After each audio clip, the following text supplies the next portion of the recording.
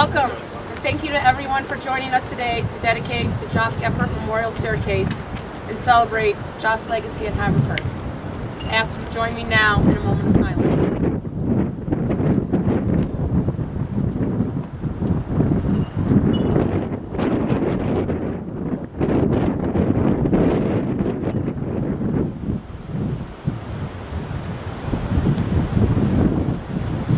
I want to first thank the Geppert family for their thoughtfulness in creating the staircase for Geoff's memory. Both the location by Swan Field, home of our men's lacrosse team, and the significance of this specific spot are an especially appropriate reflection of Geoff and who he was both on and off the field. As you will hear me to speak to his athlete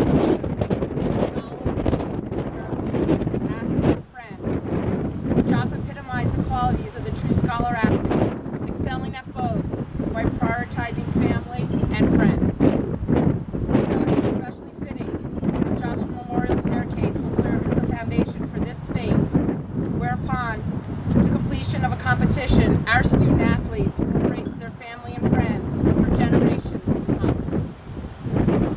I am sure Geoff helped in any way he could to provide this beautiful day for everyone, for his family and his friends, and especially for his favorite team, Haverford Men's Lacrosse. So please enjoy the day and good luck against Swarthmore.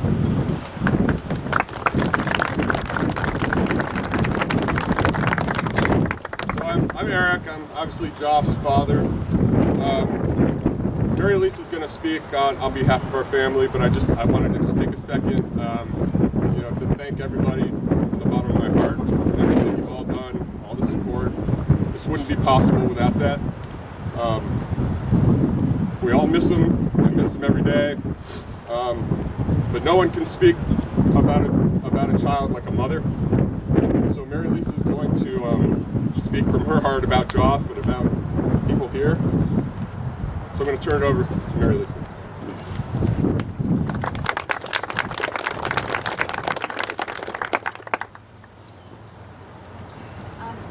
Eric, John, who is not here, Catherine, our daughter, who is over here, and I wish to thank each of you for being here today, for your dedication to Geoff's memory, for the contributions to support this beautiful memorial, and mostly for your genuine, heartfelt love for Geoff.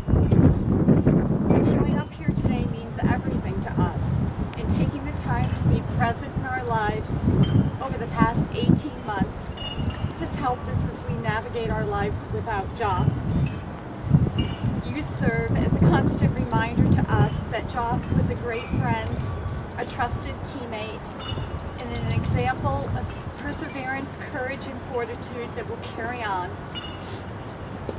During a campus visit last fall, Eric and I walked around wanting to identify a permanent place on Haverford's campus to remember Geoff in a way that would embody what was important to him.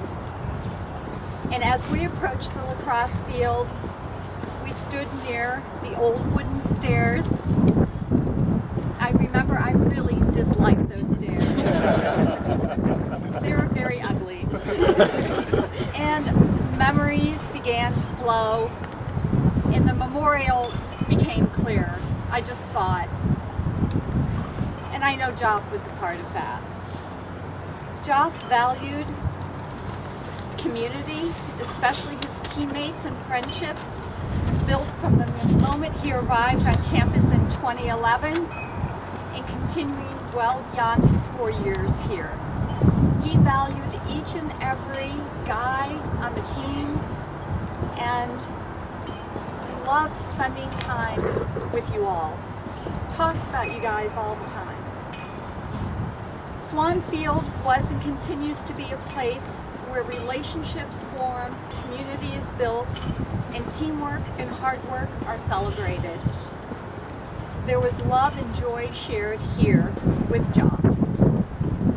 These were important things to Geoff. We know that number 20 is honored and that we are celebrating him today. Whether Geoff knew it or not, I really believe he was a builder of community. He loved the fellowship with his teammates, with whom he shared many common attitudes, interests, and goals.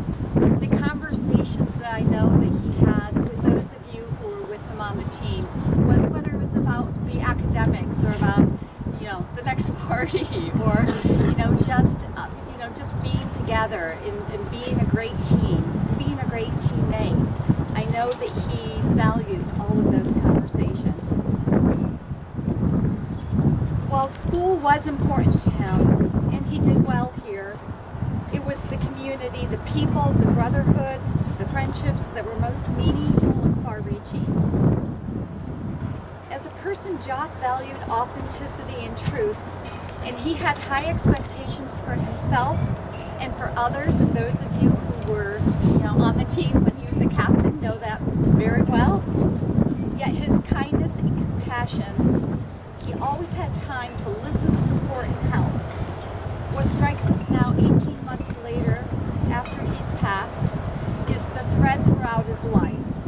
No matter where he lived, no matter what his age, he had a long-lasting impact in his communities. And this past week I sat and read probably 400 or 500 notes and cards again for the first time. It was the first time I could. And I asked Geoff for the strength to get through those cards. And the thing I saw from whether it was a kindergarten teacher, a friend from primary school, a middle school classmate, a high school friend, a teacher, everyone said the same thing. And he was consistent.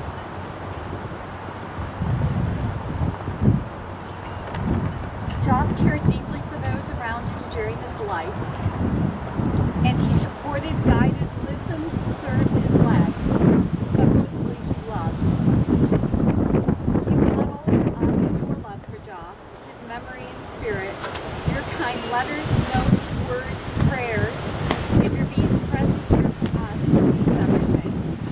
All of us gathered here today have suffered the loss of a wonderful son and brother, but moments like this help us to forge ahead with God's grace, knowing that Geoff will be proud of his boy.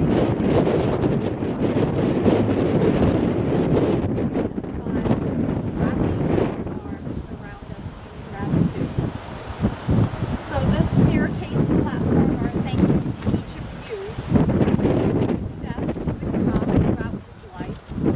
Remember to use the and as Geoff used to say, thank you.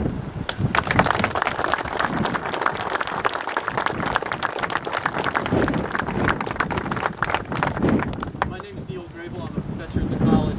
Geoff was a student in my business ethics course during the fall semester of 2014. I've taught this course about 13 times to probably more than 200 students. And in most cases, I don't remember the topic that each student chose for his or her final paper, but I do remember Geoff's.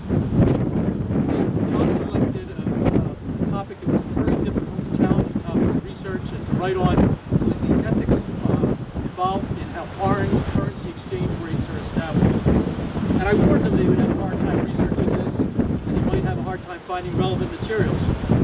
But he convinced me that he had a strong interest in this topic, in this issue, and he was willing to put in the work.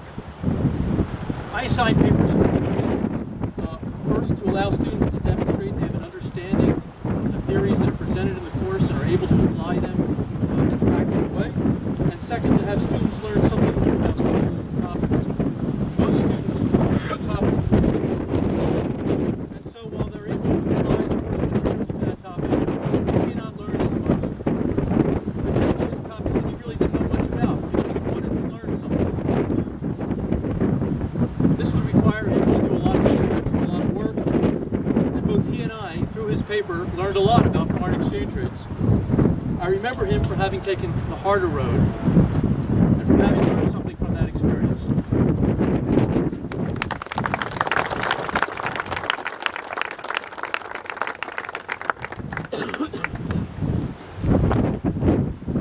Hello everyone, I'm Isaac. I was a freshman on the team, and Geoff was a senior. And I just want to thank you guys again for being here today. There's really no better way to honor Geoff's memory than for us all to be together, family and friends, and just enjoy this beautiful day on Swan and playing the game that we love. This is exactly what Geoff would have played. And it's funny looking out on this memorial and looking out on Swan Field, especially on the day of the Swarthmore game, because I still have the clearest memory of Geoff scoring a pretty sweet behind the back goal, right there, in his last game as a senior, just as like a testament to how much of an amazing player he was. We've coined the term lion-hearted a lot to talk about Geoff, and he really was a lion on the field. He wasn't only our best player my freshman year, but he was also the hardest worker, and to come in as a freshman, I had so much respect for the way that Geoff played the game and also the way that he carried himself off the field as a person. He was one of the most natural leaders I've ever met. And it was just clear that he had such a strong sense of himself and was willing to hold his teammates to a high standard, which I think benefited our entire program. But I think even more importantly than Geoff's on-the-field leadership was his insistence on bringing people together. He always wanted to bring his teammates together, and he would kind of insist on it. And as I was thinking back on what I think was Geoff's best quality, I was thinking back on, you know, the text messages that we used to receive from Geoff when the seniors were living at 710, which is down the road. And from what I remember, Geoff's invitations read more like orders. He didn't ask us, you know, if we were around or, you know, if our homework was done. It usually was freshman 710 now.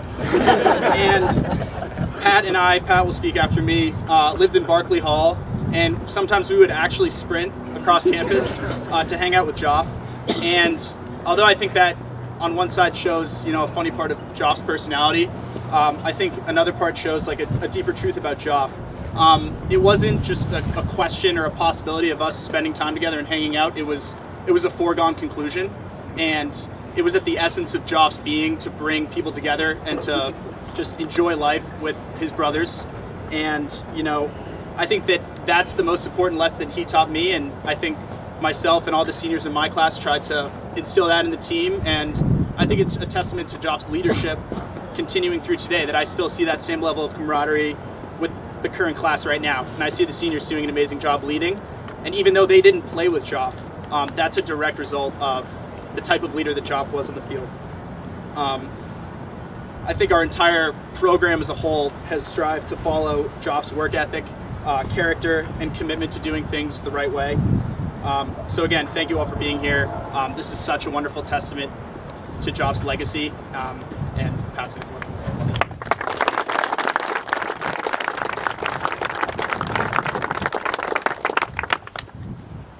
Hi everyone, I'm Patrick.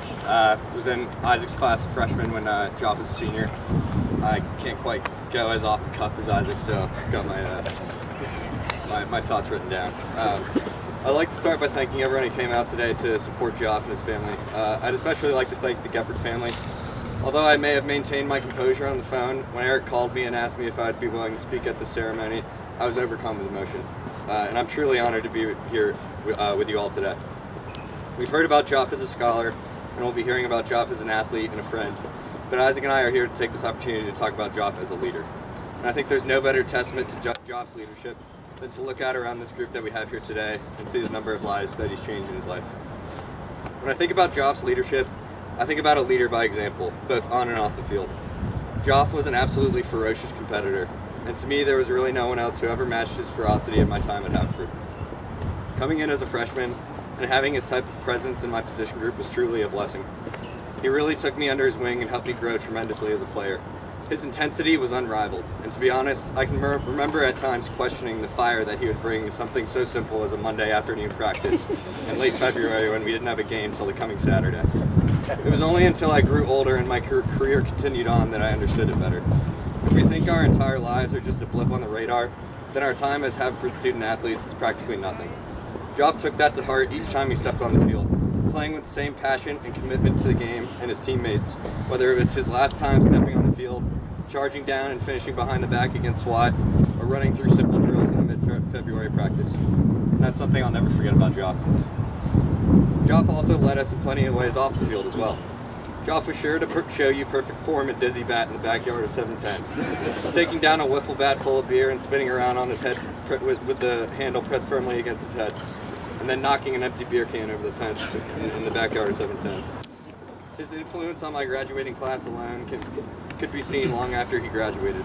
We can all hear him now. Picture yourself walking in to 710 on a Saturday afternoon, and you can hear Geoff from the living room, "Oh, the boys are here." I've said that same line 1,000 times over, and picture him every time, ready to attack whatever life threw next. His academic influence on me was no different. I remember deciding my freshman year that I was planning on becoming an economics major, and I asked Geoff to meet me in the coop so he could give me some advice as a senior economics major himself. He sat me down with a printed copy of his transcript and a pen and walked me through each year in detail.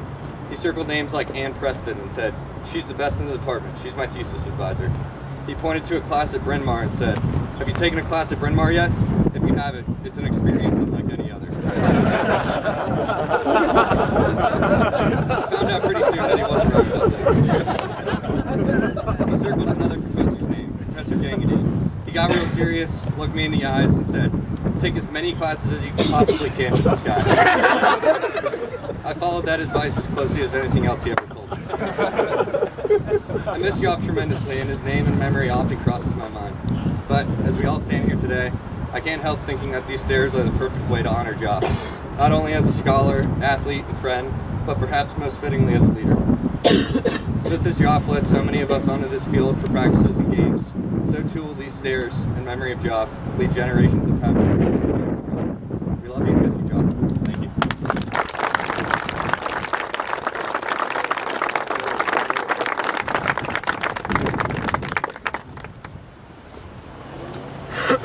I'm Bill Northcutt, assistant lacrosse coach. Thank you, Mr. Lisa, for including me in this. I'm speaking about Geoff as an athlete. I'd like to begin with two couplets from a song lyric by Robert Hunter, "Built to Last." Built to last, while years roll past like cloudscapes in the sky. Show me something built to last, or something built to try. Geoff Geppert, scholar, leader, athlete, and friend. Geoff's legacy extends far beyond these inscriptions. During his 4 years at Haverford College, Geoff was a teammate with 7 generations of lacrosse players. From the seniors graduating in 2012 during his first year at Haverford, to the freshmen who joined the team during Geoff's senior year. His influence spread across that span. Geoff's tangible game contributions, as recorded in the team history and individual statistics, were, as a first year, Geoff's 11 goals and an assist were the most by a first-year player that year, including 3 goals against Worthing. 18 goals and 8 assists in his second year in 12 games, again ranked among first-year players, as well as the Lord of academic honor roll. Geoff's junior year was interrupted by injuries. He only played in 6 games, I think I recall, scoring 4 goals and 3 assists. But, as is communicated by his teammates, he was there to support them throughout this ordeal. It was a tough year that year for the entire team. Geoff's senior year was marked by no leading scorer.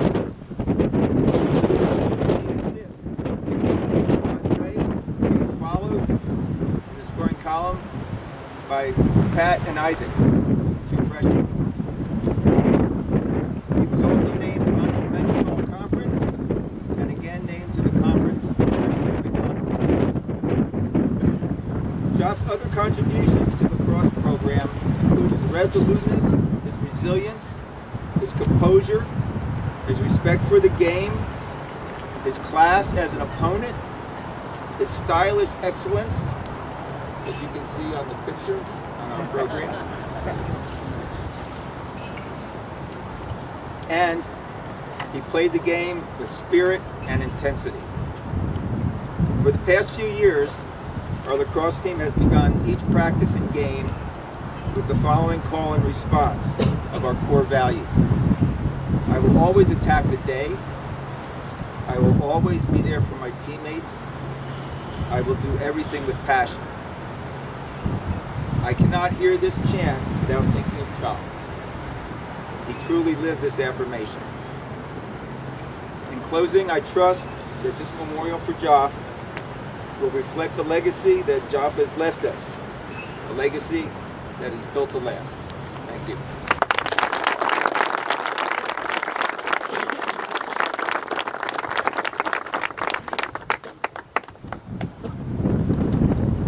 Morning, everybody. I'm Andrew Fenaroli. I'm Dylan Hammond. And we have the honor of speaking about Geoff's role as a friend in our lives, and hopefully can connect back to some of the experiences that you may have had with Geoff. Maybe if you haven't had any experiences with Geoff as a friend, we're hoping that our stories can at least resonate with you in some way.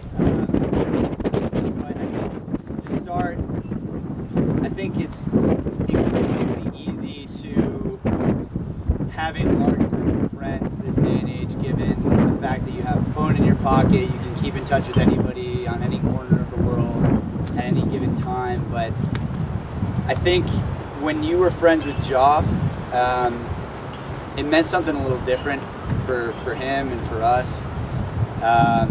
He was a guy who would go any length and out of his way to let you know that he cared about you, and he would do it in his own kind of unique way as well. And hopefully our personal anecdotes will resonate in some way with you guys. The first one I'll talk about is probably right around this time, my senior year. I was pretty stressed out about the fact that I didn't think I was probably going to get that economics minor. I hadn't really done too well in econometrics, and I was kind of freaking out about it a little bit. But he and I were living together, and I was talking to him about it one night, and he was like, "What are you struggling with?" And I brought out my notebook, and I had it looked like something out of A Beautiful Mind, like crazy stuff that didn't make any sense. And he's like, this is not working for you and for me. So he like wheeled out this whiteboard that we had in the apartment. It was literally for like lacrosse video, and he just started writing down concepts and literally held an impromptu course in our apartment for me personally. In the middle of his second semester of his senior year, when he was just coasting, he had his job, everything was figured out. He didn't have to do this. He did it because I asked him to. And he helped me out. That's just the kind of guy he was. It's the kind of friend he was. He'd go above and beyond for anybody that he truly loved. The second story I'll tell is the story about when I was deciding whether or not I wanted to go abroad my junior year. And I kind of hyped up going to Copenhagen to him, and then kind of towards the end I started getting cold feet because I really wanted to focus on lacrosse my junior year. And I mentioned to him in passing, and he kind of looked at me and he was like, "Are you really going to bail on this? How can you come to 3 months? I don't understand that."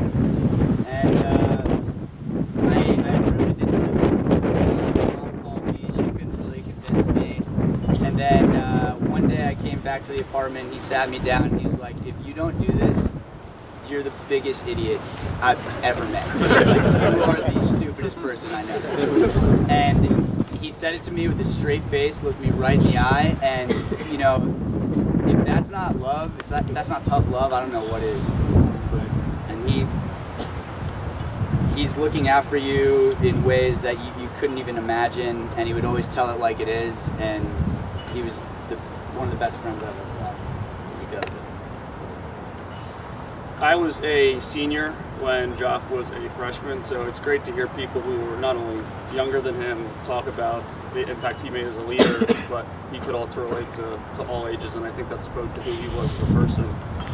After I graduated, the year after, I remember moving my sister in, and Geoff obviously had to go back to school too, but he took time his entire Saturday out of his schedule and came and helped me move my sister into college, and that always just stuck with me that he would do that because he clearly didn't have to, and he had his own things to worry about and get ready for. And then after my sister graduated, she moved to DC, and my parents and I would go down and visit her every so often. I know Geoff had better, well, I won't say better, but he probably had more exciting things to do on a Friday night than come in DC and hang out with me and my parents and my sister. But he was there, no questions asked all the time. And then there'd be times where I wouldn't even be there, and I'd find out next week when I'm talking to my sister, "Oh, what'd you do this weekend?" "Oh yeah, Geoff just came in, had dinner with mom and dad."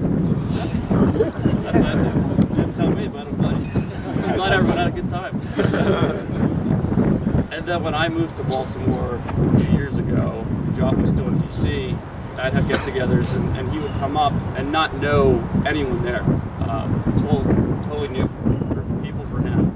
But he'd make the hour drive up to Baltimore, even if he could only stay for an hour, and come just hang out with me and meet new people. Again, not convenient for him at all, but he was there.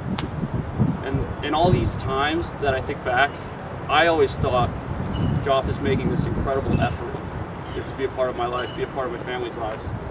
But I know he didn't look at it that way. He just was being a great friend, and that's just who he was.